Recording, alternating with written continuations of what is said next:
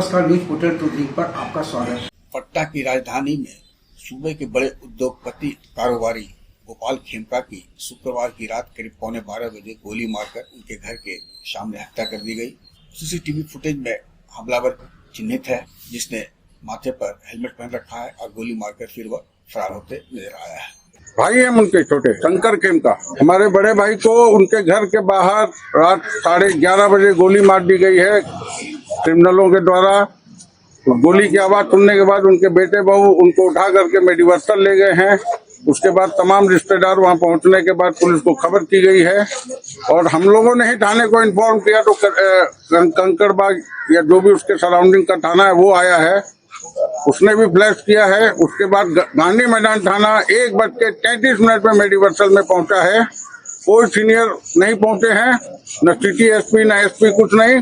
2:30 बजे city SP आई हैं यहाँ पे हमारे घर के बाहर। कोई इनके पास में कोई कुछ नहीं है। हमने ही बताया मैडम देखिए वहाँ गोली लगी है, वहाँ गोली का खोखा पड़ा है, तो इन लोगों ने रोड पे से उठा के ईंटा और बांस से उसको घेरा है। इनके पास कुछ भी नहीं है, कोई संसाधन नहीं, कोई सामान नहीं। क्राइम सीन को ये लोग कहीं पे उसको कुछ कर सके, इन्वेस्टिगेट कर सके।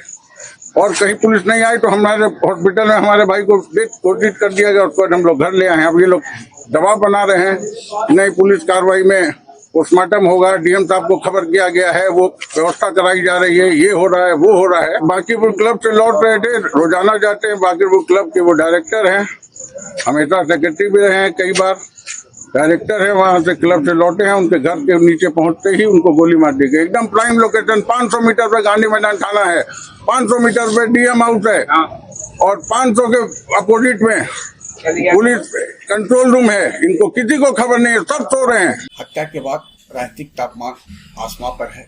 विपक्षी दल इसे महाजंगल राज बता रहे हैं। आज से 7 साल पूर्व गोपाल खेमका के पुत्र की भी हत्या हुई थी। घटना हाजीपुर में हुई थी, जब गोपाल खेमका के पुत्र गुंजन कार से फैक्ट्री के मुख्य दरवाजा पहुंचे थे। तभी जब गार्ड ने दरवाजा खोला था, तभी हमलावर गोपाल खेमका के पुत्र के सिर में गोली मारकर हत्या कर दी थी। गुंजन हत्याकांड में एक अपराधी पकड़ा गया था, मस्तू सिंह, जिसकी बाद में हत्या कर दी गई।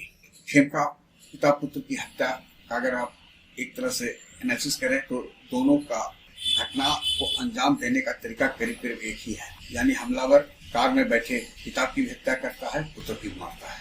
वैसे जानकार बताते हैं कि पटना में ये जो हाई प्रोफाइल गोपाल खेमका हत्याकांड है, इसके तार सिस्टम से कहीं न कहीं जुड़ा हुआ है। सिस्टम की मैं इसलिए बात करता हूँ, सिस्टम में सत्ता चलाने वाले, चाहे वो राजनेता हो, प्रशासनिक, पुलिस से लेकर जो भी है सिस्टम में शामिल। आज न कल यह मामला जब सुलझेगा तो तय मानिए कि सिस्टम की भी पोल खुलेगी। सिस्टम आज से 1 दशक से आप देखेंगे तो पटना में जमीन की डील हो, संपत्ति विवाद हो, कहीं न कहीं सिस्टम इन्वॉल्व रहता है। और उसका कारण है कि कई हाई प्रोफाइल जो घटना घटती है पटना में हो या और भी सूबे में अन्य जगह, तो प्राय देखा गया है कि सिस्टम की इन्वॉल्वमेंट के कारण ही हाई प्रोफाइल मामले घटित होते रहे हैं। बिहार का यह भी सौभाग्य है कि 1991 बैच के IPS अधिकारी विनय कुमार सूबे के पुलिस महानिदेशक हैं, जिन्होंने गया में ही सोनलिहा माँ बेटी गैंग रेप हत्याकांड से लेकर धवन हत्याकांड, कई बहुचर्चित कांडों का उद्भेदन कराने में अहम भूमिका निभाई है।